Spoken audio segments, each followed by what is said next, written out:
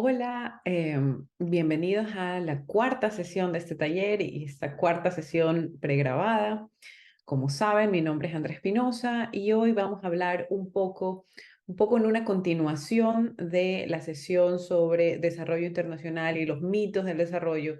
Vamos a hablar de temas como pobreza e interseccionalidad. De hecho, nos vamos a concentrar en el tema de pobreza e interseccionalidad. Entonces, como siempre, voy a compartir mi pantalla y vamos a empezar la presentación. Ok, la sesión de hoy se llama ¿Cómo vivimos discriminaciones interseccionales? Pero nos vamos a concentrar en hablar de pobreza y género.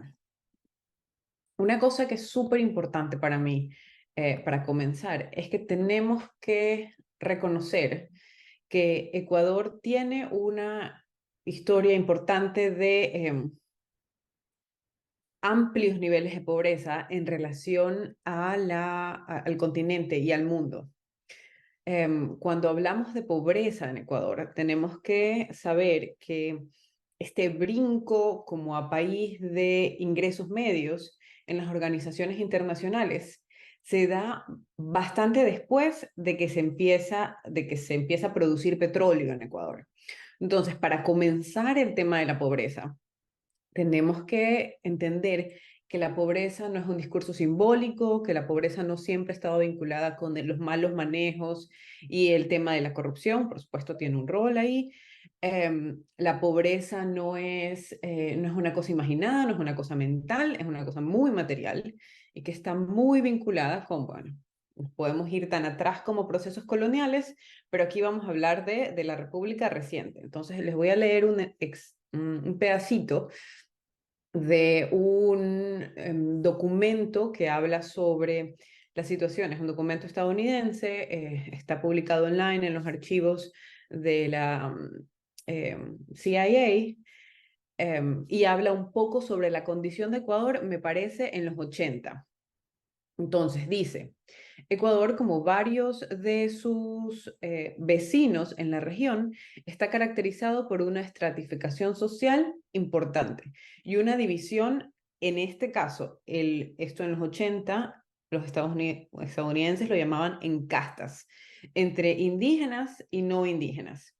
Los ecuatorianos, la mayoría de la población indígena vive bajo el estigma de la pobreza, la no saber leer y escribir, la mortalidad infantil y las bajas expectativas de vida, además de problemas de salud, baja participación local y nacional.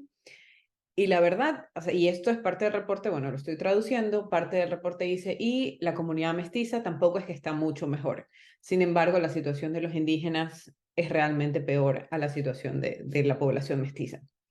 Luego, y por eso está resaltado como está resaltado, dice, según estimados del gobierno ecuatoriano, en 1983, estas son cifras del INEC, el 63% de la población total estaba económicamente inactiva y no tenía acceso a formas de salud moderna. Aquí dice Modern Healthcare. Em, Además, escuchemos esto, el 88% de la población estaba considerada en vivir en niveles de pobreza y no puede pagar acceso adecuado a servicios de salud. Esto es particularmente malo para las personas que viven en el área rural, que en ese momento eran la mayoría. Entonces tenemos que entender que hasta los 80, una evaluación de un organismo internacional, que tenía obviamente el ojo muy puesto en la región, decía que más del 80% de la población vivía en niveles de pobreza.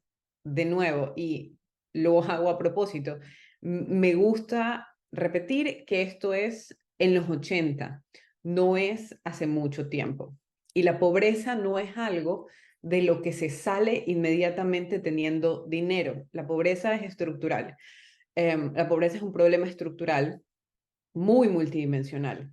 Vamos a mencionarlo un poquito en un momento. Pero las cosas cambian. Ecuador da un giro estas cifras siguen siendo del inicio de los 80, pero el giro de Ecuador hacia ser percibido como un país de ingresos medios por las organizaciones internacionales se da por el momento histórico en el que se empieza a producir petróleo. Y tenemos que recordarlo, y esto sale en las noticias de vez en cuando, el tema de la balanza comercial, o sea, lo que produce Ecuador, bueno, cómo está formado el PIB, lo que produce Ecuador versus lo que exporta.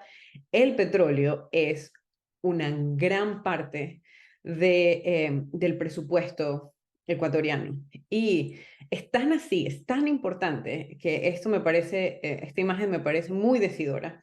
Y para los que no están viendo y solo están escuchando esta presentación, en 1972, en Quito, se hizo un desfile militar con el primer, o la representación del primer barril de petróleo que se había sacado de la Amazonía.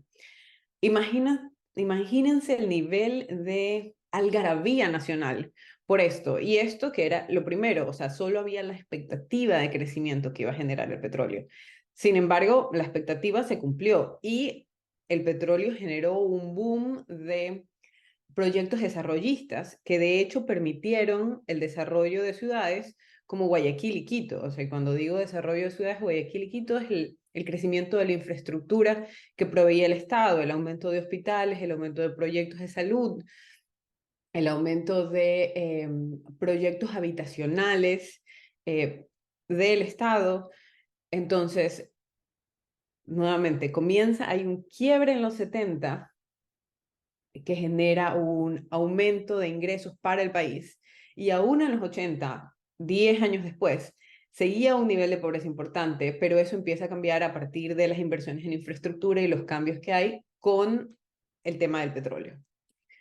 Ahora, cuando es impresionante cómo hablar de pobreza dentro de las aulas tanto de la educación primaria, secundaria y universitaria, genera muchísimo recelo y nos vemos enfrentados a frases como Ecuador es un país muy rico, pero con malas administraciones, en lugar de presentarnos de una forma más clara y más crítica a cuestionar los raíces de la pobreza y, bueno, las formas más eficientes, inclusivas y sostenibles de cómo lidiar con este problema. Y lo digo así porque ocultando el tema de que la pobreza es un problema en Ecuador y es un problema que se ha sostenido con el tiempo en Ecuador, no logramos mucho porque la pobreza está ahí. La pobreza es un tema muy material. Entonces, si decíamos que a inicios de los 80, según este reporte producido en Estados Unidos, un 88% de la población era considerado pobre. Nos damos un salto casi 20 años y luego tenemos cifras de bueno, casi el 40% de la población es considerado estar en un nivel de pobreza y casi un 14% está considerado en un nivel de pobreza extrema. Estos niveles van disminuyendo con el tiempo. Estas, como los pueden reconocer tal vez por el formato, son cifras del INEC, con un pico en el nivel de pobreza y veamos lo importante que es reconocer este pico, porque este pico se da a finales de los 90, en 1999, los 2000, cuando hay la crisis económica y el boom de la migración ecuatoriana a Estados Unidos y Europa. Miren el nivel de pobreza en conjunto, un 52.2% de pobreza por consumo y un 20% de pobreza extrema. Es un gran nivel de la población está sufre de niveles de pobreza, de escaso nivel de ingresos. Ahora, la pobreza también se mide distinto y de eso no vamos a conversar en este momento, pero la pobreza se puede medir por nivel de consumo o multidimensionalmente. Y cuando se mide multidimensionalmente, las cosas se ponen peor, porque aquí solo hablamos de ingresos, de la capacidad de cubrir la canasta básica, por ejemplo. Pero cuando hablamos de temas multidimensionales, no hablamos solo de ingreso, hablamos de, por ejemplo, acceso, o sea, infraestructura como viviendas y acceso al alcantarillado, acceso a la vivienda, acceso a qué tipo de vivienda, acceso a la salud, acceso a la educación, y todo eso se mide, acceso a las telecomunicaciones, todo eso se mide de manera multidimensional y obviamente sabemos que a veces ese es un problema más grande, porque la infraestructura se toma muchísimo más tiempo en ser construida y muchísimo más tiempo en mostrar los impactos en el desarrollo humano, ¿no? Bueno, hasta el 2014 las cifras se ven bastante bajas.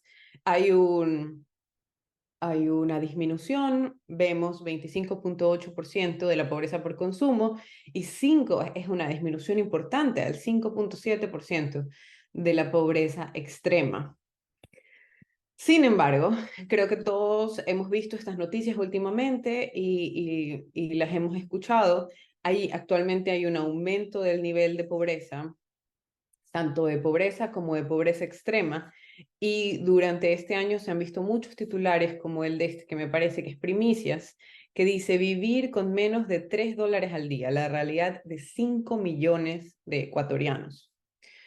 Las cifras lo muestran claramente, estas son cifras más actuales de la pobreza y la pobreza extrema nacional. Si en el 2014 estábamos diciendo que la pobreza extrema estaba en 5%, actualmente la pobreza extrema está en 10,8%. Estamos diciendo que el doble de la población eh, está peor que antes. Obviamente ahí hay un tema importante que fue la pandemia y cómo afectó esto el sistema económico, pero no podemos decir, la pandemia sin pensar por qué estas poblaciones que estaban posiblemente en un nivel de pobreza ahora están aún peor. O sea, y tenemos que pensar en lo que esto significa, en lo que significa la informalidad, no tener acceso a salud porque no tienes acceso al IES, y los hospitales estaban colapsados, que los sistemas de salud, eso es infraestructura, ¿no? Que los sistemas de salud no tengan suficientes médicos para atender a las personas, que el sistema no haya podido, el sistema económico no haya podido mantener el empleo de personas que estaban en empleo adecuado. Todo esto afecta a los niveles. Y por supuesto, este año ya lo vemos bastante peor. Antes decíamos hasta el 2014, es el que enseñé anteriormente, decía 25% de pobreza, no de pobreza extrema, solo de pobreza, ahora estamos hablando de un 27%. Entonces, en los últimos 4, bueno, no, de hecho ya van a ser 10 años, las cosas mejoraron bastante y luego han seguido como muy estables en los niveles de pobreza y ahora están empeorando. También vemos muy claramente lo que significa materialmente la pobreza cuando vemos eh, los grandes sacrificios que se hacen para migrar ilegalmente a otras partes del mundo, ¿no? Y ese es todo otro tema que, que es importante reconocer como parte de las cosas que te obliga a esta materialidad, esta cosa asfixiante que es la pobreza. Ahora, y ahí viene la parte de, si entendemos que la pobreza es material, es real, no es simbólica, no es Ecuador es un país rico, pero corrupto, no, hay un tema de pobreza, hay un tema de falta de recursos que llegan a las familias, hay un amplio número de familias afectadas por esto. Y empezamos a decir, bueno, pero la pobreza no es igual en todos lados. Entonces, decimos, la pobreza en las zonas rurales es mucho más visible. Entonces, si decíamos que la estadística nacional de pobreza a junio de este año es 27%, solo de pobreza, cuando hablamos del área rural es 46,4%. Um, en pobreza extrema, este nivel se duplica. Entonces empezamos a ver lo que hemos llamado interseccionalidad, ¿no? Entonces no solo es que todos vivimos el mismo tipo de evento o el mismo tipo el mismo tipo de contexto o situación. A partir de elementos como dónde vives, dónde estás ubicado, se miden accesos, se miden posibilidades, se miden lo que esta palabra capacidades, oportunidades que hablábamos cuando hablábamos de desarrollo humano. Estas se van haciendo más chiquitas o más grandes. El sector rural tiene muchas menos posibilidades y oportunidades que saquen de este ciclo de pobreza, porque la pobreza también es un ciclo. Romper esto, generar movilidad económica, es muy difícil y no depende del individuo, tiene un gran porcentaje de dependencia de las políticas del Estado. Entonces, hablemos un poquito más de las dimensiones de la pobreza. La pobreza no solo se mide en nivel económico, o bueno, se puede medir en nivel económico, lo habíamos pensado también en nivel multidimensional, pero ya cuando hablamos del individuo, de cómo se percibe la pobreza no solo afecta cuánto puedes comprar o cuánto puedes ahorrar o cuánto puedes invertir o cuánto puedes tener en el día para comer. La pobreza afecta todos los aspectos de las posibilidades que tiene un ser humano. Un ejemplo, aquí esta imagen es realmente muy buena, es de un estudio sobre género y desarrollo y utiliza la idea de la pobreza y la sexualidad, pero bueno, actualmente solo me voy a concentrar en leer como las categorías que menciona. Y me disculpo porque está en inglés, pero la verdad es que es muy útil para pensar en pobreza. Entonces, decimos, cuando hablamos de pobreza, también hablamos de, por ejemplo, inferioridad legal. Ahí es cuando y decimos como que, ¿cómo, Andrea, no? Tenemos que recordar la criminalización de la pobreza. Entonces, y eso ya lo hemos escuchado antes. Por ejemplo, cuando se empieza a trabajar en temas de seguridad, en el incauntamiento de drogas, tenemos que pensar a quién coge la policía.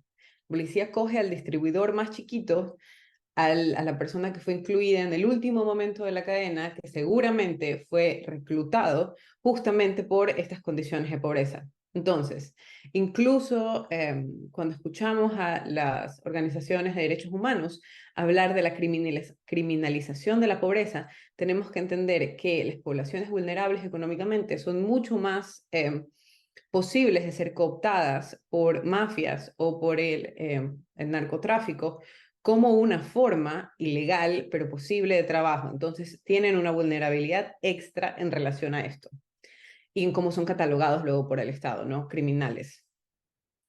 Tienen menos posibilidades de representación política. Tenemos que pensar, si una persona que trabaja vendiendo alimentos en un semáforo, que vive de eso y que necesita pasar 10 horas ahí para tener suficiente para el día siguiente alimentar a su familia y tener lo suficiente para que su casa funcione. Esa persona no tiene tiempo para informarse sobre lo que está ocurriendo nacionalmente, para pensar en la relación histórica de la pobreza y la colonización. No, entonces su representación política, su discurso político va a ser mucho menos, va a tener mucha menos información para tomar decisiones que otros. Y esto también repercute en las posibilidades de esta persona. La siguiente es falta de información. La falta de información puede ser tan informal como lo que mencionaba, como simplemente el acceso a la educación. Pensemos cuántos niños actualmente son sacados de los colegios porque necesitan ayudar en el trabajo de sus padres. Y a veces, y esto lo digo desde mi propia experiencia en investigación con jóvenes, adolescentes en las comunidades indígenas, no necesariamente son los padres los que le dicen no vayas al colegio. Hay chicos que en la desesperación de darse cuenta de que sus hogares necesitan un ingreso extra, dejan de ir al colegio para poder trabajar en el mercado de cargadores, para poder hacer cualquier otra actividad, porque ellos saben que su casa podría estar un poco mejor si ellos en ese momento tuvieran este trabajo extra. Lo que no se entiende es cómo esto afectaría su desarrollo posterior y con eso sus probabilidades de salir adelante académicamente y luego conseguir otro tipo de ingresos. Entonces, luego, y vinculado con la falta de información, la falta de educación, y bueno, es lo que mencionaba un poco, luego tienes la falta de acceso a las instituciones y la exclusión, y esto es sumamente importante. Hay una expectativa de que todo el mundo sepa navegar todos estos escenarios, pero si hablamos de la discriminación, de si te ven vestido distinto, te pueden tratar distinto, si hablamos de la falta de información y la falta de educación de la que hemos estado hablando anteriormente, a veces me genera mucha, como muchos problemas pensar como decimos, ah, no, pero es que si creamos páginas web o apps para todas las instituciones estatales en las que necesitamos tener servicios, todo funciona mejor. Y no, es como hay que detenernos dos puntos y pensar como, no todo el mundo tiene acceso al Internet y no todo el mundo sabe manejar el Internet. El acceso a las instituciones a veces es difícil para las personas salir de un lugar en transporte público y el transporte es considerado un nivel de acceso como súper fácil de manejar, pero a veces no es tan fácil. Imaginémonos un nivel de acceso que es virtual. Imaginémonos, yo le comentaba a una de las personas que viene al taller que en países como Chile hay un laboratorio de gobierno en el que tú trabajas creas diferentes perfiles de usuario para lograr sistemas de acceso lo más incluyentes posibles. ¿Por qué? Porque el acceso no puede ser pensado y no puede ser mediado por la idea del mestizo urbano de clase media. Porque como vimos, hay mucha gente que vive en situación de pobreza y la pobreza no es solo sobre dinero, la pobreza también es sobre todas estas cosas que dificultan accesos o los hacen más torpes. Y con eso, de nuevo, reforzamos cómo se ve la pobreza en Ecuador y la dificultad de salir de estos círculos. Hay pobreza de tiempo, bueno, hablábamos de si tengo que estar trabajando todo el tiempo, luego tengo que estar atendiendo a mis hijos, qué tiempo me queda para mí, qué espacio me queda para mí, qué espacio me queda para cultivar lo que yo quiera cultivar de mí, no hay tiempo. Luego está la pobreza en relación a espacios, la pobreza y la inseguridad. Actualmente es muy fácil darnos un momento para pensar cuáles son los espacios geográficos en los que hay mayor inseguridad. Y la mayor inseguridad está ubicada donde están también los niveles más amplios, más altos de pobreza. Estos son los territorios que se pelean eh, las actuales mafias y los actuales representantes del narco en el país, ¿no? Entonces, también tenemos todo el tema físico. La pobreza afecta el cuerpo.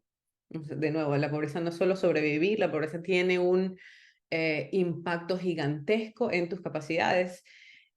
Hay estadísticas súper claras. Voy a mencionar un ejemplo muy lindo dibujado por Pictoline sobre, de hecho creo que lo podemos ver de una vez, es qué tan difícil es ser una niña pobre.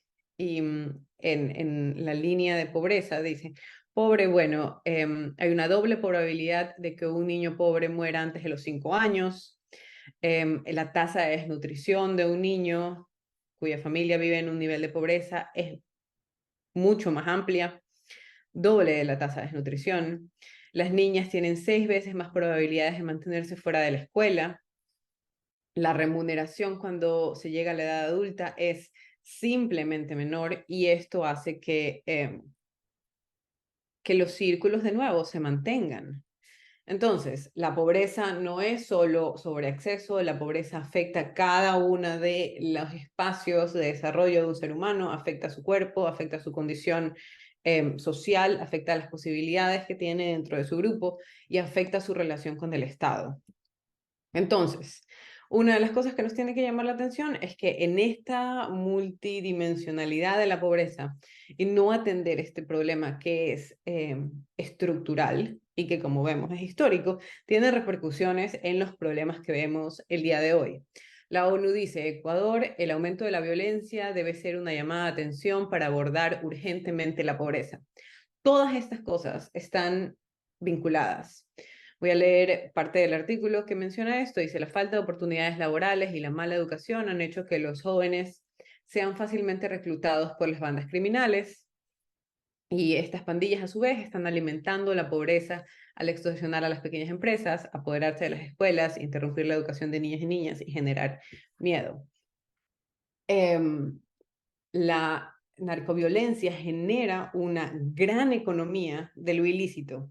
Si la infraestructura del Estado, si el Estado no está presente con su infraestructura, con las posibilidades que genera, si no genera esta idea de que hay un futuro y hay otro elemento económico, o sea, ni siquiera lo pensemos por la moralidad, por el tema de, no, esto es un elemento económico que sustenta el día a día. eh, no hay mucha opción en el reclutamiento. Y esto no es una cosa única de Ecuador, esto no es sobre los ecuatorianos, esto es algo que se ha visto alrededor del mundo. Diferente al tema de la violencia física y la narcoviolencia que actualmente existe en Ecuador, hay un estudio antropológico muy interesante sobre los jóvenes en Egipto y habla sobre cómo el tema de la pobreza en las zonas rurales de Egipto le quita los sueños a los jóvenes. Y esto suena súper subjetivo. ¿Qué significa que te quiten los sueños? Es que sabes que terminas, o sea, que aún cuando haces el esfuerzo de que terminas la primaria, terminas la secundaria en el sector público, como no hay oportunidades, como hiciste todo el trabajo que tenías que hacer durante tu infancia y tu adolescencia, pero no hay más, o sea, no hay un sistema que te absorba y que absorba tu capacidad y con eso te dé oportunidades de desarrollarte. Los jóvenes tienen una gran desilusión. ¿Para qué voy a hacer algo? ¿Qué hay para mí en este mundo? Y esto genera otro tipo de inactividad y una actividad que está muy vinculada con no tengo nada que hacer aquí, no puedo hacer nada.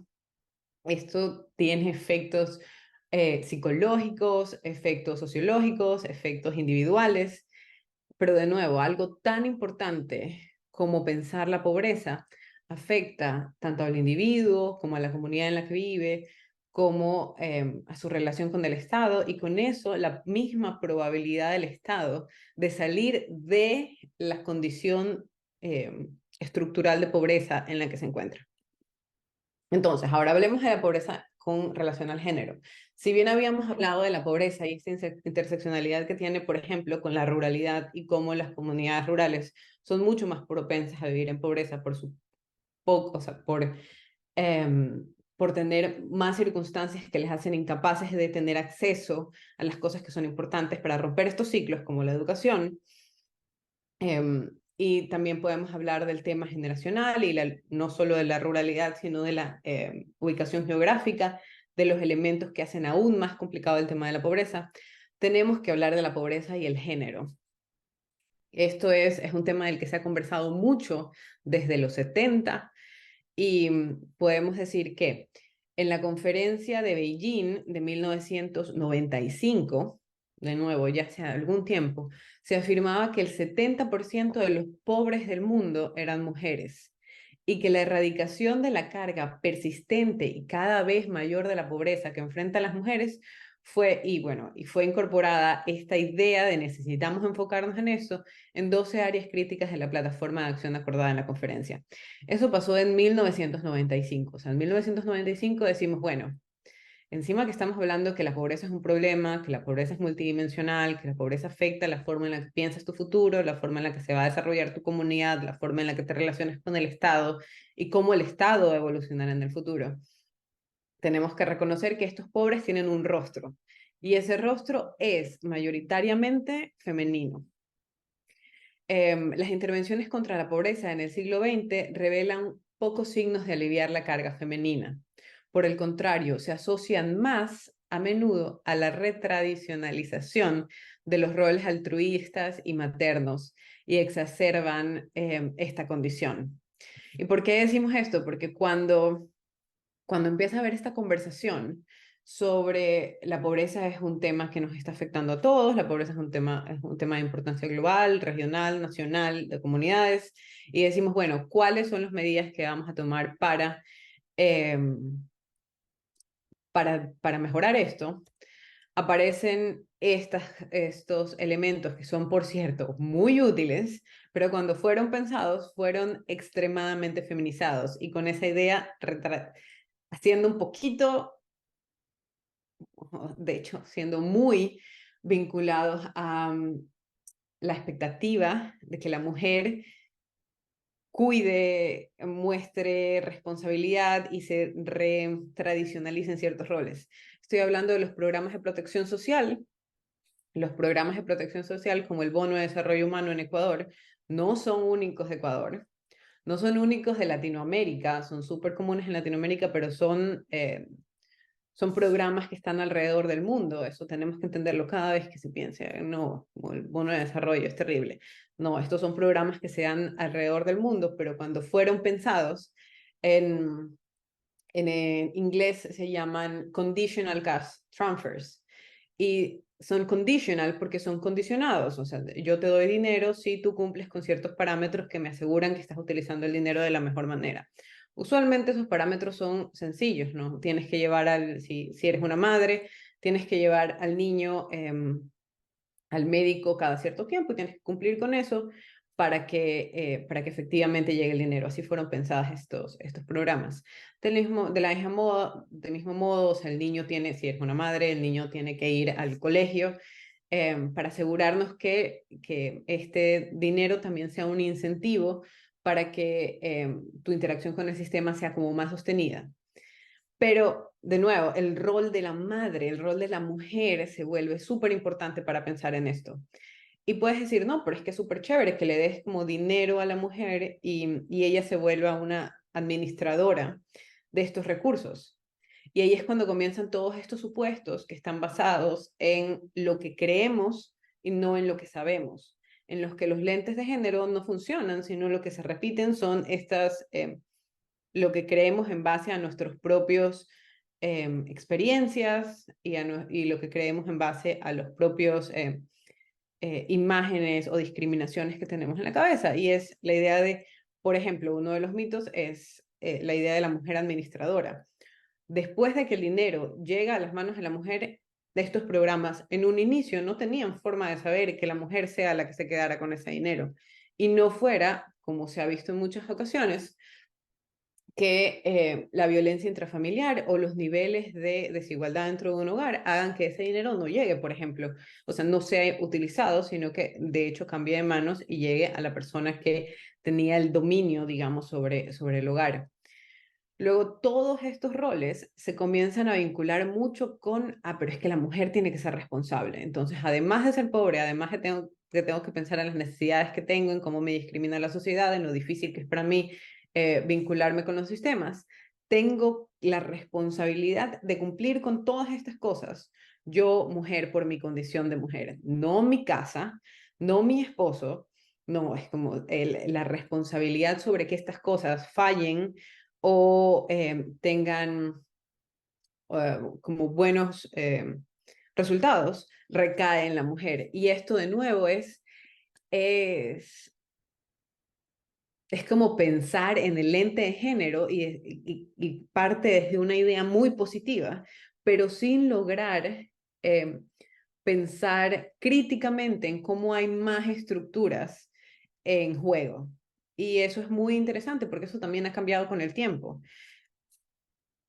Ha cambiado con el tiempo, lo digo, y al mismo tiempo escuchamos las declaraciones sobre los nuevos tipos de bono para las madres solteras, en las que se habla mucho de ciertas expectativas sobre cuál es el rol de estas mujeres o por qué se les está dando este dinero, que más que hablar sobre las posibilidades que genera expectativas de control. Entonces, decimos, a partir de los 70 hay una visualización mucho más grande de que las mujeres son más propensas a estar en estados de pobreza y hay también un gran empuje porque esto cambie. Y esto genera estos primeros programas y estos primeros acercamientos. Luego también tenemos todos los acercamientos alrededor de microcréditos eh, y todos los programas de empoderamiento. Vamos a hablar un poquito de la palabra empoderamiento en un rato.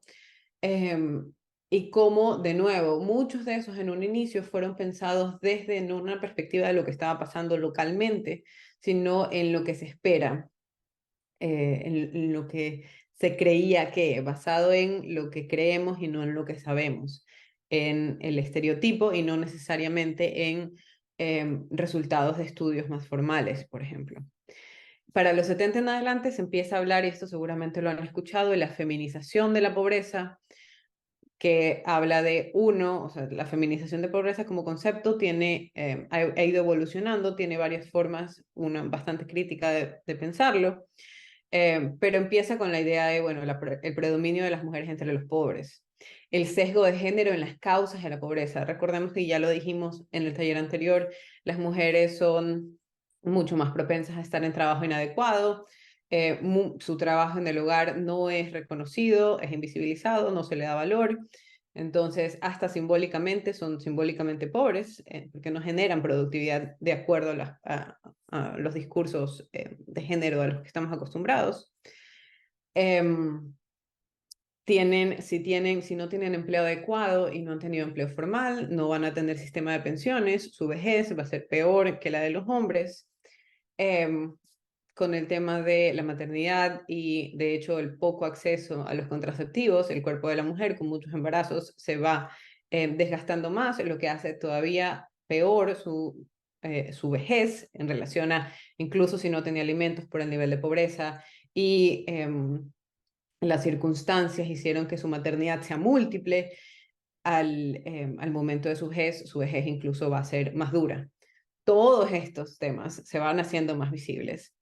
Y luego también vemos que la feminización de la pobreza no es una cosa no es una cosa monolítica, es un proceso que también, como la pobreza en general, es cíclico, o sea, si no se rompe, si no cambia, continúa, varía, muta.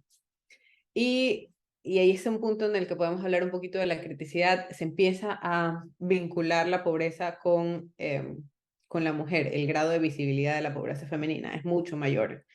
Y con eso hay un grado de estigmatización sobre la mujer. Así al principio empezamos a reconocer, tenemos que eh, favorecer, ayudar, establecer mecanismos para lidiar con que las mujeres sean la mayor parte de los pobres del mundo, y luego hay una sobreresponsabilidad a la mujer que pone los roles tradicionales como de nuevo súper al frente de todos estos procesos. Luego también hay una sobrevisibilización de la mujer como un individuo pobre, y eso genera cosas muy complicadas. Por ejemplo, la necesidad de controlar el cuerpo de la mujer. Y esto salió en los 80 con todo el boom bueno, de hecho no en los 80, desde los 60 a los 80, hay una conversación muy grande, hay muchas personas en el mundo y esta idea y los pobres se están reproduciendo demasiado. Tenemos en el mundo muchas bocas que alimentar, entonces debemos controlarlos. Y si decimos que hay un grado de visibilización muy grande de la pobreza que está vinculada con las mujeres, bueno, entonces ¿a quién dirigimos estos programas para controlar la población? A las mujeres. ¿Y a quién le echamos la culpa si hay muchos niños y hay muchos niños en la calle? A las mujeres. ¿Y a quién le decimos que si no han funcionado bien los programas de desarrollo de oportunidades, como el bono de desarrollo? Es que las mujeres. De hecho, en el gobierno de Reagan, me parece que sí, hay esta creación del estereotipo en Estados Unidos de The Welfare Queen, o sea, la mujer que utiliza los beneficios del Estado para tener ventajas. Y esto se vuelve un mito que hasta el día de hoy podemos escuchar a gente diciendo, no, pero es que con el bono de desarrollo humano se compran grandes televisores. Esto genera mucha estigmatización. Esta extrema visibilidad que comenzó con una cosa muy buena genera estigmatización. Esta estigmatización genera ansias de control y, por ejemplo, esta imagen es de el caso peruano de 1990, que va de los 80 hasta los 90, me parece, sobre las esterilizaciones forzadas a mujeres campesinas e indígenas de zonas rurales. Y hay un proyecto súper importante de decir, bueno, no, tenemos que hacer algo, y lo vamos a hacer no diciéndole a las mujeres lo que estamos haciendo ilegalmente y esterilizándolas ilegalmente. Esto es todavía un proceso muy doloroso para el pueblo peruano. Hay un proyecto muy bueno que se llama el proyecto Kipu, que tiene los audios de decenas de entrevistas sobre mujeres contando estos casos de esterilizaciones forzadas y lo que significó para ellas en su vida. estas ansias de control también vienen de esta sobrevisibilización de las mujeres y esta necesidad de hacer algo. Cuando no tenemos visiones de género críticas, sensibles, inclusivas, permitimos como ciudadanos al Estado poner en práctica estos planes. Estos planes son estatales. Estos planes fueron vetados por gente que consideró que esto era eh, bueno y relevante. Y ahí viene, ¿cuál es nuestro rol en pensar esto? Nuestro rol en pensar esto es dejar de decir y, de hecho, condenar la frase la gente es pobre porque quiere. Y esta imagen la mencionaba antes con el tema de Pictoline y la idea de cómo un niño o una niña pobre tiene completamente diferencias gigantescas en el desarrollo de su infancia y su adolescencia y su adultez. Y luego ya actualmente no solo las organizaciones internacionales, sino los estudios clínicos alrededor del mundo te enseñan cómo los 2 primeros años de desarrollo de un niño son extremadamente importantes. Y si los piensas en comparación, por ejemplo, la calidad de la alimentación va a estar vinculada a tu posibilidad de desarrollo intelectual, al desarrollo de tu atención. Entonces, si hay niños con escasos recursos, sus niveles, sus capacidades cognitivas van a desarrollarse menos o están más propensas a desarrollarse menos que las de un niño que tenga todos los alimentos, que tenga toda la estimulación, que tenga toda la atención y con eso alimente sus propias capacidades o sus padres alimenten sus capacidades. Y luego incluso si nos saltamos eso y decimos, bueno, no, las cosas salieron bien, esta fue una infancia con un niño que no sufrió desnutrición, con un niño muy despierto, sus padres estuvieron ahí todo el tiempo.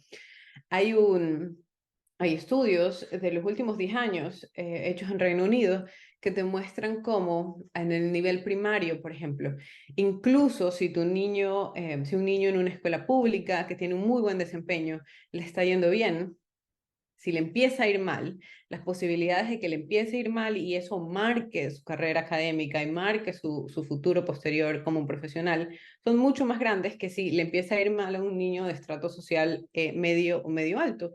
¿Por qué? Porque sus papás van a pagar un tutor, por ejemplo. Y aun cuando ese niño sea muy malo en matemáticas y no le guste y tenga problemas de atención, ese niño con un tutor va a dar mejor los exámenes que el otro niño al que le estaba yendo bien y no recibió ninguna atención y en ese momento le empezó a ir mal. Y hay una limitación creada ahí en sus posibilidades para el futuro. Y así con diferentes elementos. O sea, en Latinoamérica es muy diferente al caso europeo. El tema de si no te dieron cupo en la universidad pública, vas a ir a la universidad privada, para la otra persona puede ser simplemente quedarse sin el cupo universitario y así por el estilo, porque el título universitario significa, tiene un peso material y al mismo tiempo simbólico alrededor de tu desarrollo profesional, sin tener en cuenta luego lo que se llama el capital humano, que va a estar muy vinculado con la gente con la que te rodees y generes amistades, tanto en la secundaria como en la universidad, que luego van a impulsar estas mismas conexiones, tus posibilidades para desarrollar tu situación profesional. Entonces, todos estos elementos que van obstaculizando y diferencian la forma y las posibilidades de estos grupos nos hacen, nos tienen que hacer pensar 5000 veces antes de decir la gente es pobre porque quiere. Y antes de quedarnos callados cuando escuchamos a alguien decir esta frase. Ahora, si ya sabemos que la pobreza está muy vinculada con múltiples sectores, que la pobreza afecta mayoritariamente a mujeres, que la pobreza eh, afecta mayoritariamente a las personas en los sectores rurales por la falta de acceso a infraestructura, recursos y posibilidades. Tenemos que pensar que, de nuevo, hay cuestiones como el empoderamiento que se escuchan mucho desde los 90 y que generan mucha ansiedad de, bueno, pero démosle a todas estas personas de las que Andrea habló capacidades y hagamos que el Estado llegue a ellos y hagamos cambios importantes. El empoderamiento usualmente se habla más en relación a las mujeres, ¿no? Pero, y ahí vamos a este pero, este lente crítico de género que es importante, decimos, el empoderamiento de las mujeres no puede considerarse simplemente como la necesidad de incorporarlas a las estructuras de poder establecidas. A ver, no es que solo le vamos a dar una máquina de coser, le vamos a enseñar mecánica, eso casi nunca es el caso, pero le vamos a enseñar belleza, le vamos a poner, no, no, no. O sea, no solo se trata de incorporarlas a procesos productivos, de los que no necesariamente quieren ser, a los que no quieren necesariamente ser adjuntadas. El enfoque ignora la idea del empoderamiento o la idea del empoderamiento sin la visión crítica, ignora desigualdades profundamente arraigadas en estos grupos marginados. El empoderamiento suele ser planteado como un objetivo. Vamos a empoderar a la gente. Empoderar a la gente significa meterla al sistema productivo. Pero sin embargo, no se toma en consideración como, ok, si hablamos que ser empoderado es tener tu microempresa, empezar a tener un rol en el sistema productivo, ¿qué pasa con los resultados de esa persona empoderada? O sea, ya le di el dinero, ya le ayudé le di un microcrédito, eh, está en un colectivo de mujeres que cose, le gusta coser. ¿Qué pasa si ese nivel de empoderamiento que significó dar dinero y empezar una actividad productiva no sale bien? Entonces, si después de qué tanto el empoderamiento no solo es como un parche en un problema más grande. ¿Cómo, cómo mido estos resultados? De hecho, en el empoderamiento, ¿qué tanto acompaño a que este proceso sea positivo? Usualmente estos procesos justamente no tienen este acompañamiento y recaen mucho en pensar que es una cosa alcanzable, factible, lo hago, doy y ya se acabó. Y luego viene esta parte, ¿y qué pasa si las cosas no salen bien? Bueno, la culpa recae en los hombros de la mujer no hay una crítica al Estado y a la estructura. Em, y luego también tenemos que pensar que el empoderamiento como concepto está muy pensado en la responsabilidad del individuo. El individuo está ahí listo para tomar todas las capacidades que se le están poniendo adelante. Y luego hemos visto muchas veces eso no es así de fácil. Hay un tema de violencia estructural muy importante que hace que tener acceso y vincularse como se sueña que la gente se vincule a estos sistemas no se da de la forma esperada. ¿Cómo mejorar esto? La idea de empoderamiento no es mala, es una idea buena, ¿no? Es una idea de ayudemos a que la gente, de nuevo, cumpla con sus sueños, pueda desarrollar sus capacidades. ¿Cómo hacemos esto? Con más participación local cuando pensamos en procesos de empoderamiento. Eso es una de las recomendaciones claves en los proyectos de desarrollo. Tú no puedes, persona sentada en Quito, urbano, mestizo, decir, este proyecto va a ser buenísimo para una persona en una comunidad indígena eh, en la sierra, de la que la persona que está escribiendo el proyecto no sabe nada. Por eso es necesario la participación de los individuos locales sobre sus propias ideas de empoderamiento. ¿Qué necesita el individuo? Hay que preguntarle. Y el conocimiento del contexto. No puedo soñar con un proceso de empoderamiento y desarrollo e incorporación si lo estoy soñando por fuera de lo que realmente quiere, necesita y sabe que necesita la comunidad que va a ser beneficiada por esto. Y por ahí terminamos. Espero que esto haya sido interesante para ustedes. Espero que les haya dado como otro lente importante sobre cómo pensar en la pobreza y en los múltiples temas, en las múltiples variables que la afectan. Y bueno, los veo hoy. Chao.